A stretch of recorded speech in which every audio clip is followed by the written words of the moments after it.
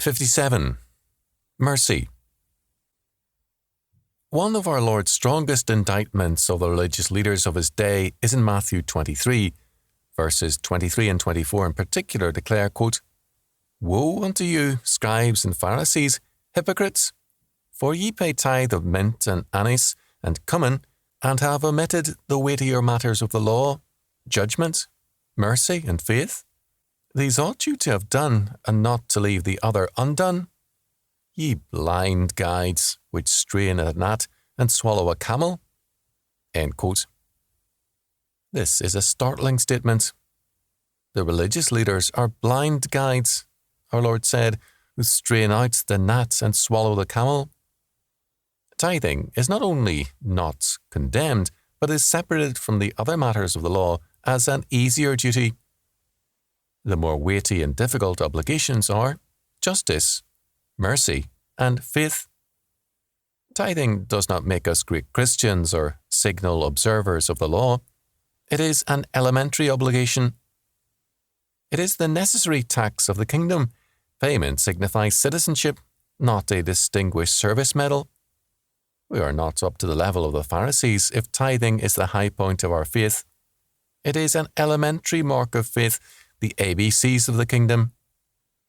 The Pharisees obeyed the law of the tithe as given in Leviticus 27:30 and elsewhere.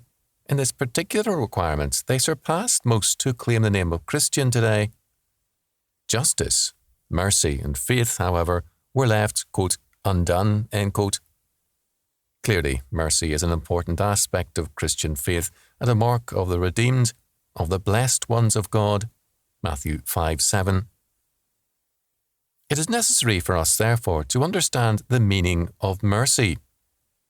The Old and New Testament words translated as mercy and sometimes compassion mean to show mercy or compassion, to be gracious and to pity. Actamaya, however, gives us a very clear meaning of what this involves by divorcing it from our usual interpretation of these words to place mercy in its theocentric context. Quote, "It has often been pointed out that one Hebrew word for mercy or compassion derives from the stem meaning womb, and that its original meaning was brotherly or motherly feeling. That is, the feeling of those born from the same womb or the love of a mother for her child. Thus, Yahweh's mercy has been defined in terms of such familial love, and some Old Testament passages support this reasoning. In Psalm 103:13, Isaiah 63:15 and 16, Jeremiah 31:20, Yahweh is a father to Israel. Compare Hosea 11. In Isaiah 49:15, a mother. In Isaiah 54:4-8, a husband. Compare Hosea 1-3. As such, the Lord welcomes his sinful child or wife back to him with overflowing yearning and love and forgiveness. It is a mistake, however, to define Yahweh's mercy only in terms of such familial affection, more of one to view it solely as an inward feeling. God's mercy in the Old Testament, like his faithfulness, his steadfast love, his righteousness, his judgments, compare Hosea 2:19, represents his continual regard for the covenant which he has established with his chosen people, Israel. Compare Exodus 33:19, Isaiah 63:9. Not once is God's mercy granted to those outside the covenant relationship. Further, although mercy signifies more than the other terms listed above, an affection or love within the divine person, compare 2 Chronicles 36:15, it is never described in the Old Testament apart from its concrete manifestation in some outward act by Yahweh within history. It is, in general, a loving act of Yahweh by which he faithfully maintains his covenant relationship with his chosen people. End quote. The idea of mercy, unfortunately, has moved from this God-centered and exclusively covenantal meaning towards a man-centered interpretation wherein mercy is confused with charity and the love of man. The Bible does give an important place to charity, but it is not the same as mercy, and humanism has no place whatever in Scripture. In Shakespeare's The Merchant of Venice, mercy still has a God-centered orientation, and its relationship to salvation is openly indicated. Mercy, it is stated, is a, quote, must, end quote, but not a matter of, quote, compulsion, end quote, because, quote, the quality of mercy is not strained. It droppeth as a gentle rain from heaven upon the place beneath that is twice blessed. It blesseth him that gives and him that takes. 'Tis mightiest in the mightiest. It becomes the throned monarch better than his crown. His sceptre shows the force of temporal power, the attributes to awe and majesty, wherein doth sit the dread and fear of kings. But mercy is above this sceptred sway. It is enthroned in the heart of kings. It is an attribute to God himself. And earthly power doth then show likest God's, when mercy seasons justice. Therefore, Jew, though justice be thy plea, consider this, that in the course of justice none of us should see salvation. We do pray for mercy, and that same prayer doth teach us all to render the deeds of mercy. Act 4, Scene 1. For Shakespeare, it was this quality that represented character. By the 19th century, the picture had greatly changed. James Henry Leigh Hunt, 1784 to 1859, in, quote, About Ben Adhem, gave a specifically and deliberately non-Christian interpretation of greatness of character. Quote, Abu Ben Adhem, may his tribe increase, awoke one night from a deep dream of peace, and saw within the moonlight in his room, making it rich and like a lily in bloom, an angel writing in a book of gold, exceeding peace had made Ben Adhem bold. And to the presence in the room he said, What writest thou? The vision raised its head, and with a look made of all sweet accord, answered, The names of those who love the Lord. And is mine one? Said Abu. Nay, not so, replied the angel. Abu spoke more low, but cheerily still, and said, I pray thee then, write me as one that loves his fellow men. The angel wrote and vanished. The next night it came again, and with a great wakening light, and showed the names whom love of God had blessed, and lo, Ben Adhem's name led all the rest. End quote. There is more of the Victorian era in this poem than much of what passes for Victorian. Note that Abu Ben Adhem does not ask to be listed among those who love the Lord. He specifically asks to be listed as a lover of man. Note further that God blesses Abu Ben Adhem above all others, thus making the love of man the greatest grace and virtue. Implicitly, if this were true, we must not only love man, but also be merciful to man for man's own sake. However, as Thomas Randolph, 1605 to 1635, a writer in the generation just after Shakespeare, observed in the play The Muses' Looking Glass, quote, He that's merciful unto the bad is cruel to the good. End quote. Exactly so. Modern mercy is a form of warfare against the good by making them the objects of wrath, while the bad become objects of mercy. Turning again to Actamaya's excellent statement, it must be qualified at one point.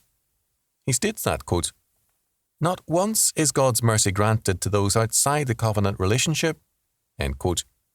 While normally God's mercy is granted to the covenant people, it is also given at times to the unregenerate for God's own reasons. Thus, while Ahab was plainly unregenerate, God heard his prayer and was merciful to him. 1 Kings 21, 17 to 29. Ahab was outwardly one of the covenant people, but plainly unregenerate and at war with the covenant, and yet God extended mercy to Ahab when he humbled himself.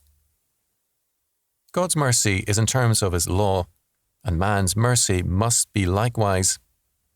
For example, mercy towards the idolater, Deuteronomy 13:8, the murderer, Deuteronomy 19:13, or the false witness, Deuteronomy 19:21, is forbidden by law. Mercy is not to be promiscuously given to everyone, because mercy, being an aspect of grace, can no more be antinomian than grace. The idea of antinomian grace and mercy is not scriptural. Actamaya, in speaking of, quote, the structure of communal relationships which govern the limits and demands of mercy, end quote, wrote, quote, The closest ties which the Hebrew knew were those of the family. Within the family circle, mercy, help, love, consideration of need was not only expected, it was a duty. Where a family was, there was mercy. Where mercy was lacking, the familial ties were gone. Thus mercy was to be rendered to the brother. Amos 1:11, Zechariah 7:9, end quote. Mercy within the family could not be antinomian, however. The incorrigible delinquent had to be cut off and denounced before the authorities. Deuteronomy 21:18-22. The covenant people are to be regarded as the family of God and as our brethren. Accordingly, the law stipulated, quote, "Thou shalt not hate thy brother in thine heart, thou shalt in any wise rebuke thy neighbour, and not suffer sin upon him. Thou shalt not avenge nor bear any grudge against the children of thy people, but thou shalt love thy neighbour as thyself. I am the Lord." Leviticus 19:17 and 18. We are not permitted to say that what our neighbour does is of no concern to us, or conversely, that what we do is of no concern to our neighbour. The key question here is, who is my neighbour? Quote, "The rabbis took the reference to be to the fellow Israelite," end quote. Our Lord made it equally emphatic that it included the Good Samaritan and more. Luke 10:29-37. There is no question that, in a primary but distorted sense, the rabbis were right. The reference is to, quote, "the children of thy people," end quote. The calling of Israel, however, was to be the witness of God to the world and to proclaim God's grace to all nations. As such, they were to be what the Good Samaritan was, the good neighbour whose mercy and law would alike be a testimony to the nations. Solomon, in the dedication of the temple, had prayed specifically that God particularly answer the prayers of foreign believers who came to the temple in order to strengthen their testimony. So, quote, "that all people of the earth may know thy name, to fear thee," end quote. Quote, "Moreover, concerning a stranger that is not of thy people Israel, that cometh out of a far country for thy name's sake, for they shall hear of thy great name, and of thy strong hand, and of thy stretched out arm, when he shall come and pray towards this house. Hear thou in heaven thy dwelling place, and do according to all that the stranger calleth to thee for all people of the earth may know thy name, to fear thee, as do thy people Israel, and that they may know that this house which I have builded is called by thy name." 1 Kings 8:41-43. Psalm 87 gives eloquent witness to the presence of Egyptians, Babylonians, Philistines, Phoenicians, Ethiopians, and others in the circle of the redeemed. Israel had a duty to the world to be the witness to God's law and mercy. Thus, when the lawyer raised the question concerning, quote, "eternal life," end quote, our Lord asked, quote, "What is written in the law? How readest thou?" End quote. Luke 10:25-26. The lawyer answered, quote, "Thou shalt love the Lord thy God with all thy heart, and with all thy soul, and with all thy strength, and with all thy mind, and thy neighbour as thyself." Luke 10:27. Our Lord agreed that this was indeed the mark of grace, of election. The practical question which put the answer to the test was, who is my neighbour? Luke 10:29.